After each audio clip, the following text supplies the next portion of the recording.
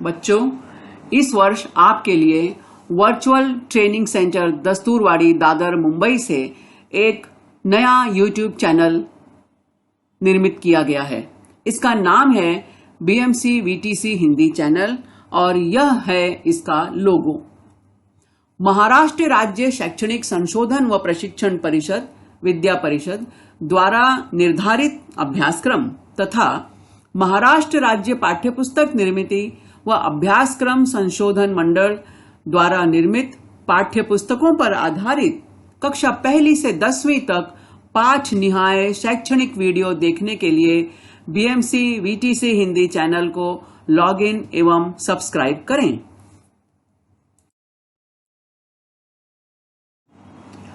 Video देखने के बाद वीडियो के डिस्क्रिप्शन बॉक्स में वीडियो के घटक से संबंधित प्रश्न पूछे गए हैं। इन प्रश्नों को अपनी कॉपी में लिखकर हल करें। वीडियो के डिस्क्रिप्शन बॉक्स में एक गूगल फॉर्म की लिंक भी दी गई है। लिंक खोलकर इस फॉर्म को जरूर भरें।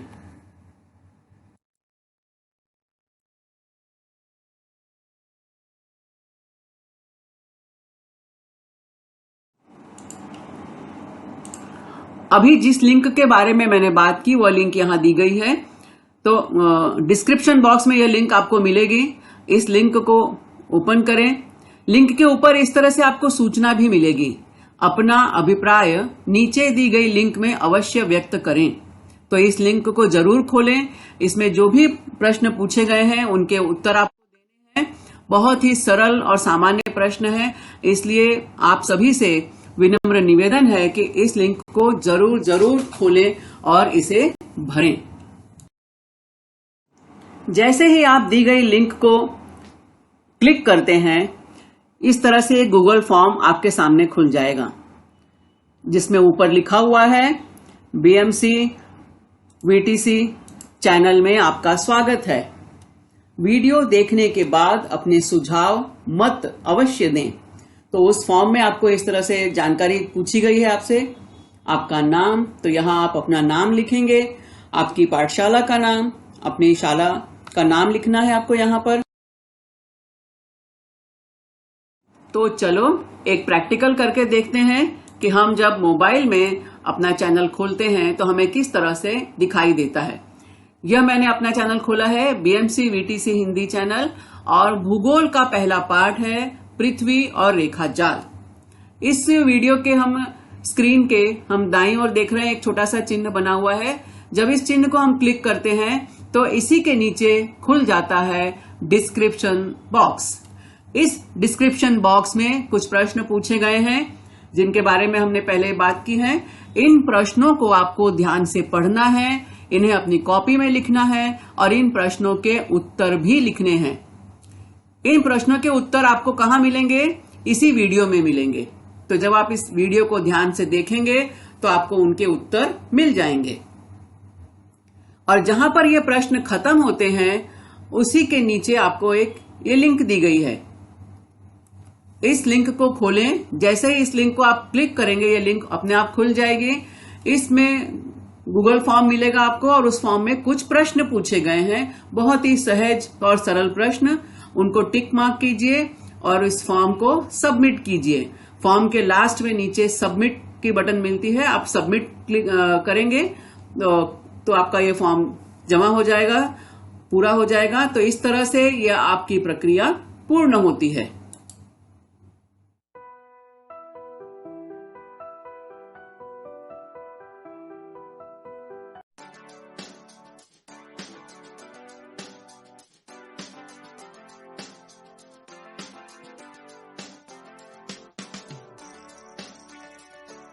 नमस्कार, प्रणाम, आदाब। वर्चुअल क्लास स्टूडियो में आप सभी का हार्दिक स्वागत। कोविड-19 के प्रादुर्भाव की वजह से आज सभी विद्यार्थियों के लिए शाला में प्रत्यक्ष शिक्षा लेना मुश्किल हो रहा है।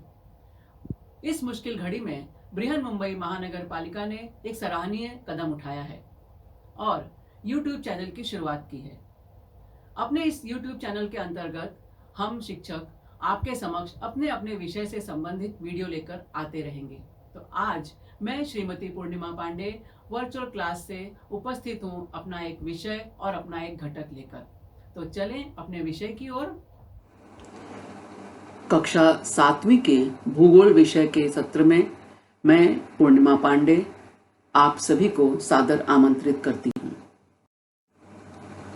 कक्षा 7वीं की हमारी पाठ्य पुस्तक का मुख्य पृष्ठ और पश्च पृष्ठ, इसके मुख्य पृष्ठ को देखकर ही हमें समझ में आ रहा है कि हमें अपनी पृथ्वी के बारे में जानना है।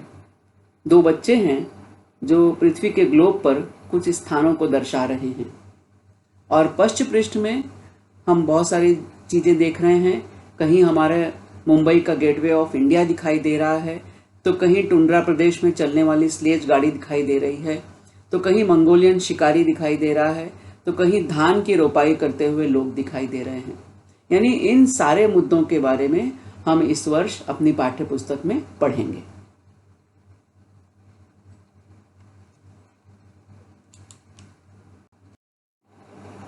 हमारा आज का पहला पाठ है ऋतु निर्मिति भाग 1। अनेक ऋतुओं को आप यहाँ देख रहे हैं। कभी आपको हरे भरे पेड़ दिखाई दे रहे हैं, तो कभी पत्ते पीले दिखाई दे रहे हैं, तो कभी पत्तों पर बर्फ सी छाई हुई है या पेड़ पर पत्ते ही नहीं हैं। ये अलग अलग ऋतुएं हैं और ये ऋतु निर्मिति किस प्रकार होती है, इसी के बारे में हम कुछ जानकारी प्राप्त करेंगे।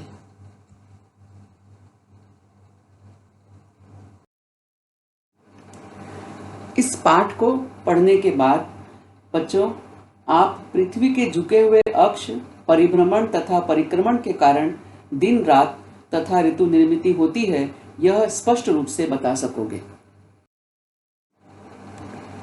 ऋतु निर्मिति यह पाठ दो भागों में हमारी पाठ्यपुस्तक में आया है, पाठ 1 और पाठ 8। पाठ 1 में हम जानेंगे दिन और रात के बारे में और पाठ 8 में हम जानेंगे ऋतु निर्मिति के बारे में। अलग अलग प्रकार की ऋतुएं, वे ऋतुएं कैसे बनती हैं, क्यों ऋतुओं में परिवर्तन होता है, ऐसे बहुत सारे मुद्दों को हम इस पाठ में जानेंगे। आज के पाठ को शुरू करने से पहले हम कुछ प्रश्नों को जानेंगे, उनके उत्तर देखेंगे और इन प्रश्नों के बारे में हमने कक्षा 6ठी में जानकारी प्राप्त की थी। तो पहला प्रश्न है हमारा, पृथ्वी पर दिन और रात किस कारण से होते हैं?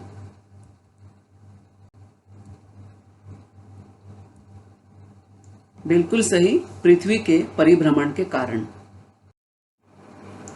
पृथ्वी का परिभ्रमण है क्या? आप देख रहे हैं यहां पर एक कोने में एक लट्टू घूमता हुआ, भंवरा जिसे हम कहते हैं, और किस तरह से भंवरा ये अपने अक्ष पर घूम रहा है, उसी तरह से हमारी पृथ्वी भी अपने अक्ष पर अपने चारों ओर घूमती है। पृथ्वी के इस घूमने को हम पृथ्वी का परिभ्रमण कहते हैं। हमारी पृथ्वी अपने अक्ष पर घूमती हुई, और जब पृथ्वी अपने अक्ष पर घूमने में जो 24 घंटे का समय लेती है, पृथ्वी के इस घूमने के कार्य को पृथ्वी का परिभ्रमण कहते हैं। और पृथ्वी के परिभ्रमण के कारण दिन और रात होते हैं।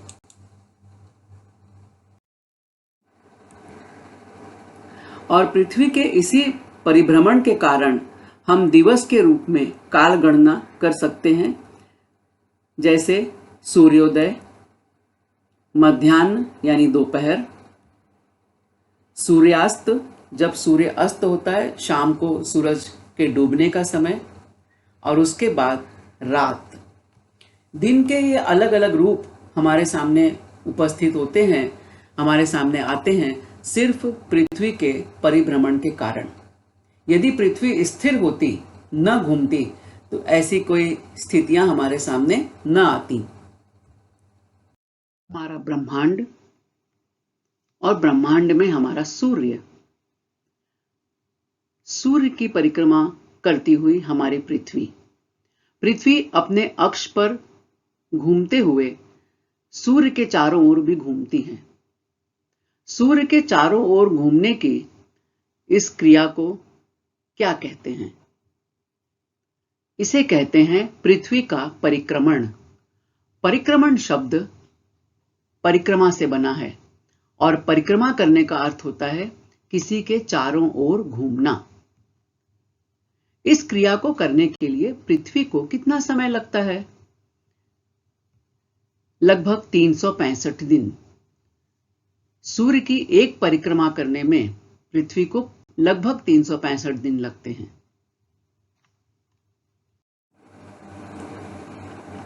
अगला प्रश्न है, हमारा देश किन किन गोलार्धों में स्थित है? यह है हमारी पृथ्वी का ग्लोब और इस पर हम देख रहे हैं हमारी भूमध्य रेखा को। भूमध्य रेखा हमारी पृथ्वी को दो गोलार्धों में बांटती है, उत्तरी गोलार्ध और दक्षिणी गोलार्ध। उसके हिसाब से हमारा भारत देश उत्तरी गोलार्ध में है। अब यदि हम इस चित्र में देखें तो इसमें हमें इस चित्र के बीचों बीच एक रेखा दिखाई दे रही है जिसे हम कहते हैं प्राइम मेरिडियन या मुख्य देशांतर, जीरो देशांतर रेखा। जीरो देशांतर रेखा के पूर्वी हिस्से में आने वाला भाग पूर्वी गोलार्ध कहलाता है और मुख्य देशांतर के पश्चिमी हिस्से में आने वाला भाग पश्चिमी गोलार्ध कहलाता है। इस हिसाब से हमारा भारत देश पूर्वी गोलार्ध में है। तो मुख्य देशांतर रेखा के अनुसार भारत पूर्वी गोलार्ध में और भूमध्य रेखा के अनुसार भारत उत्तरी गोलार्ध में है।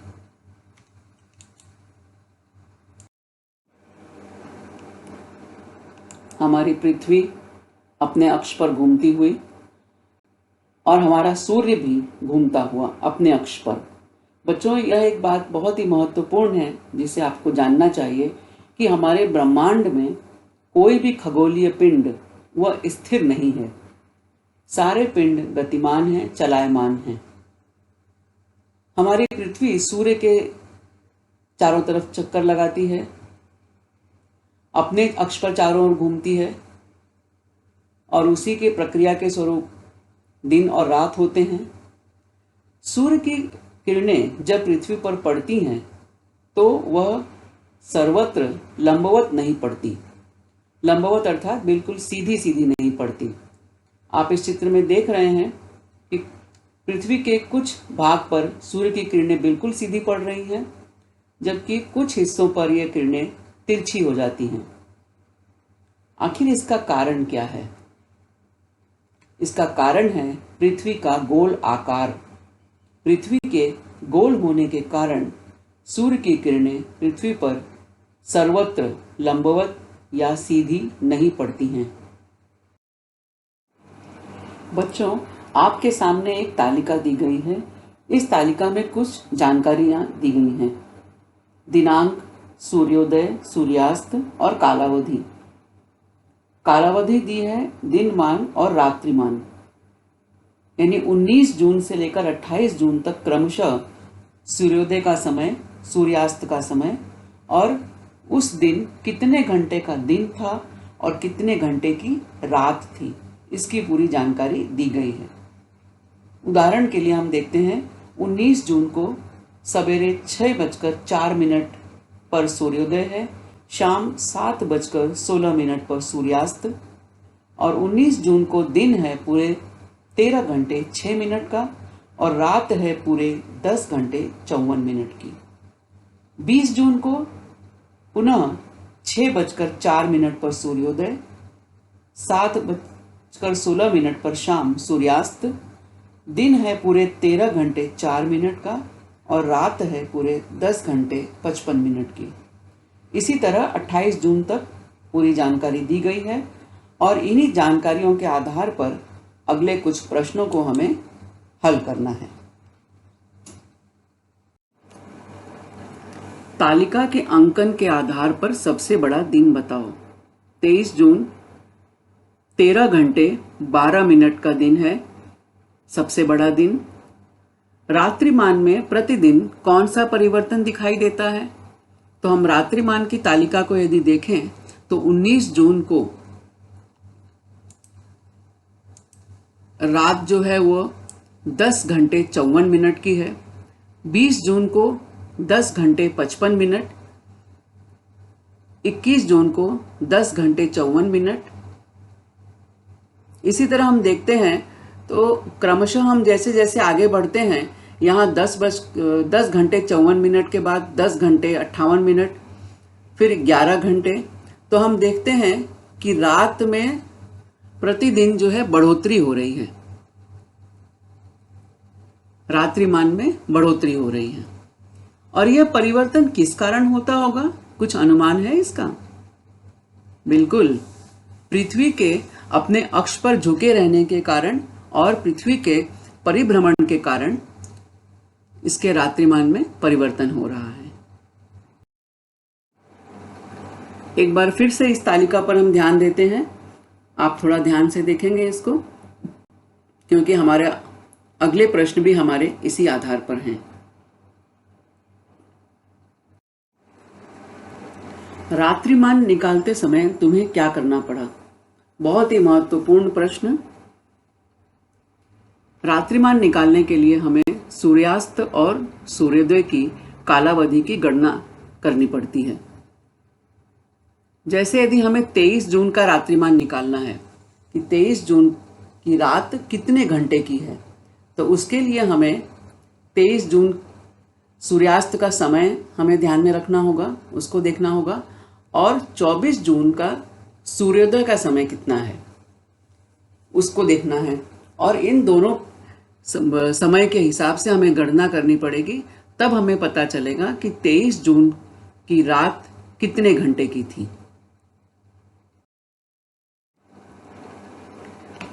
अगला प्रश्न है, किन दिनांकों को दिन और रात समान हैं? अब उस तालिका को हम यदि फिर से ध्यान से देखेंगे तो हमें पता चलेगा कि कौन कौन सी तारीख ऐसी है जिस दिन दिन और रात दोनों समान है, यानी जितने घंटे का दिन उतने ही घंटे की रात। तो हम जब ये तालिका देखते हैं तो हमें उसमें मालूम पड़ता है कि 26 जून, 27 जून और 28 जून यह तीनों दिन दिन और रात समान हैं। दिन भी 13 घंटे का है और रात 11 घंटे की है। 27 जून को भी दिन 13 घंटे का है और रात 11 घंटे की है। और उसी तरह 28 जून को भी दिन 13 घंटे का है और रात 11 घंटे की है। तो इस तरह 26, 27 और 28 जून की दिनांक को दिन और रात समान हैं। इसे सदैव ध्यान में रखो। पृथ्वी की गतियां, पृथ्वी की दो गति होती है, परिक्रमण और परिभ्रमण। अपने अक्ष के चारों तरफ घूमना परिभ्रमण 24 घंटे का, और अपने अक्ष पर घूमते हुए सूर्य के चारों तरफ परिक्रमा करना यानी परिक्रमण, यह 365 दिन यानी 1 साल, 1 वर्ष। इसके अलावा इसे भी हम ध्यान में रखेंगे कि पृथ्वी अपने चारों ओर घूमते समय, जब पृथ्वी अपने अक्ष पर घूमती है तो अपने चारों ओर घूमते समय पश्चिम दिशा से पूर्व दिशा की ओर घूमती है। और बहुत सारे मुद्दे हैं, इसे हमें ध्यान में रखना है। पृथ्वी अपने अक्षांश में 23.5 डिग्री झुकी हुई है। पृथ्वी निरंतर अपनी धुरी पर घूमती रहती है। पृथ्वी सूर्य के चारों तरफ भी घूमती रहती है। निरंतर अपनी धुरी पर घूमने की वजह से दिन व रात होते हैं। झुके होने की वजह से पृथ्वी अपने अक्ष पर झुकी हुई है और उस झुकाव की वजह से दिन और रात्रि का समय बराबर नहीं होता। कभी दिन बड़ा होता है और रात छोटी, कभी दिन छोटा होता है रात बड़ी, और कभी दिन और रात दोनों समान होते हैं। पृथ्वी के गोल होने के कारण सूर्य की किरणें पृथ्वी पर सर्वत्र लंबवत नहीं पड़ती। आपने यह वीडियो ध्यान से देखा, सुना और समझा। मुझे पूरा विश्वास है कि आपको इस वीडियो का घटक जो है वह निश्चित समझ में आया होगा। इस घटक को अधिकाधिक गहराई से समझने के लिए इस वीडियो को बारंबार देखें, अपने दोस्तों के साथ भी शेयर करें। आपके सुझाव, आपकी प्रतिक्रिया कमेंट बॉक्स में अपेक्षित है। अब मैं आपसे मिलूंगी एक नए वीडियो में, एक नया विषय लेकर, एक नया घटक लेकर। तब तक के लिए धन्यवाद।